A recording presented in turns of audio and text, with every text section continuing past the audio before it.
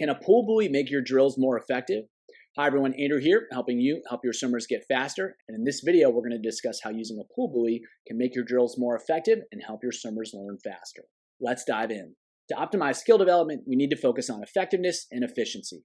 We want to use the most effective strategies, and we want to use the strategies that work fastest. Swimmers have a lot of skills that they have to learn. They don't have a lot of time. They don't have a lot of energy to optimize their improvement.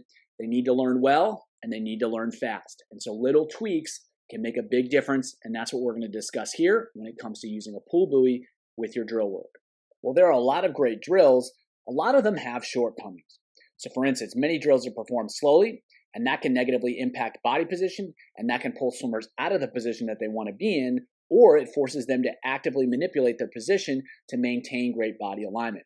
And doing so can be distracting because they have to focus on maintaining their alignment rather than working on whatever the specific drill is supposed to be addressing. The legs can also change drills, and the legs can compensate with increased propulsion, and they can compensate with helping with undulation and rotation. When it comes to swimming really fast, these are things we absolutely want to happen. We want swimmers to use their legs to help them move forward, and we want the swimmers to use their legs to help them undulate and rotate. However, if we're trying to work on a specific skill and using the legs is preventing swimmers from working on what they really need to improve, that's a problem. Finally, I've talked about this before, many drills can go stale by just doing the same thing over and over again, and so we want to have options for using the same drill but in different ways to create a novel stimulus to allow swimmers to continue to learn and continue to progress. So these issues, if overcome, can help accelerate swimmers' progress by using drills more effectively. To solve these problems, a strategy I like to use is doing drills with a buoy. First of all, it allows for better body position when swimmers are executing the drill. This is particularly true when it's not a particularly fast drill and the legs can potentially sink as swimmers are moving through the water. So it allows them, instead of worrying about their body position, they can focus on one goal, whatever the purpose of that drill is. It eliminates the need to maintain body position, and that allows swimmers to lock in on what's important most. Using a drill also changes the stress on the swimmers. They have to create propulsion with the upper body, and they can't use the legs. And they also have to drive rhythm and timing with the upper body. They can't use the legs to either help with the rotation or help with the undulation. As I talked about before, we want swimmers to use the legs for those purposes when they're actually swimming. But if we're trying to focus on upper body propulsion or helping them figure out how to drive rhythm and timing from the upper body, we want to take away the legs to help them better learn that skill. Finally, doing drills with a buoy is novel. It's going to help swimmers feel something different. It's going to help them experience something different. And when they're trying to master a given skill, we want to put them in as many different contexts as possible and have them try to be successful, because the more context they can master, the more context they're exposed to, the more context they can figure out, the better the overall skill is going to be. So the more variety we can create, the better.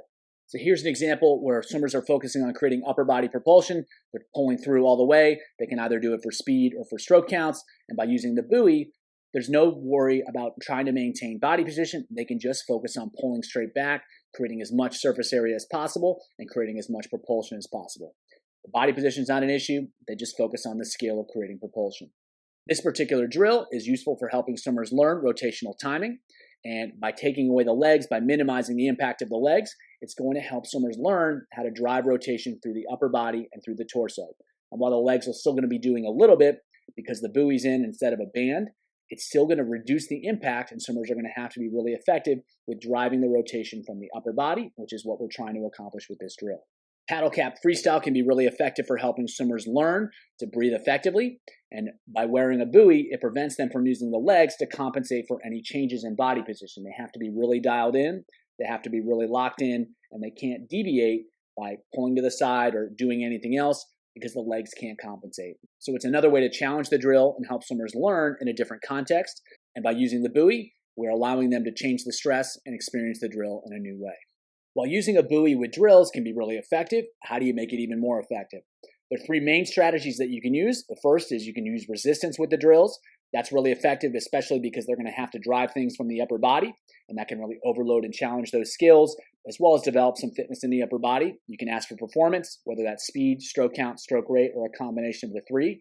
That's going to really challenge swimmers to execute the drill at a really high level, and they're going to have to do that while using a buoy. And then you can also switch the buoy in and out during whatever activity you're doing. By constantly switching it up, you're going to challenge swimmers to adjust to using the legs, not using the legs, using the legs, not using the legs, and that's really going to challenge their skills and improve their ability to make quick adjustments and have more flexible skills. You can also use these 3 strategies with an element of fatigue, and that's going to further challenge swimmers' ability to execute the skills under pressure. Here are 3 sets you can use to improve drills while using a pool buoy. So we're going to go 4 rounds through, 425s underwater recovery with a pool buoy. They're going to descend 1 to 4.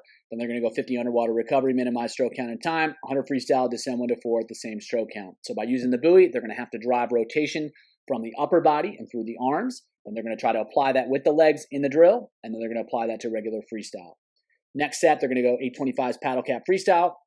They're going to build a strong on each one. They're going to breathe left on the odds. They're going to breathe right on the evens. They're going to alternate 2 with the buoy, 2 without. And so they're going to have to execute the drill with the buoy and then execute it without the buoy. The buoy is going to tend to tighten up their rotation, keep everything cleaner, and then they're going to be able to try to execute that skill without the benefit of the buoy. Then they'll go 350s, descend 1 to 3 to race effort, trying to execute that breath at a really high speed.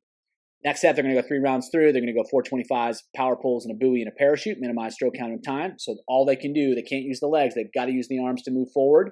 Then they're going to go 225s with a parachute, minimize stroke count and time, and then 225s butterfly, minimize stroke count and time. So learning how to create a lot of propulsion with the drill, and then learning to apply that during the second 2 sets of 25s. So 3 different ways to use a buoy here, all with different drills. And by using them with these drills, we're changing what swimmers experience. We're allowing them to get more out of the drills, and we're allowing it to be more effective. So it's one simple way to help optimize your skill development, help swimmers learn more effectively, help swimmers learn faster, and ultimately that's going to help them swim faster. So I hope that was helpful, and as always, keep it simple.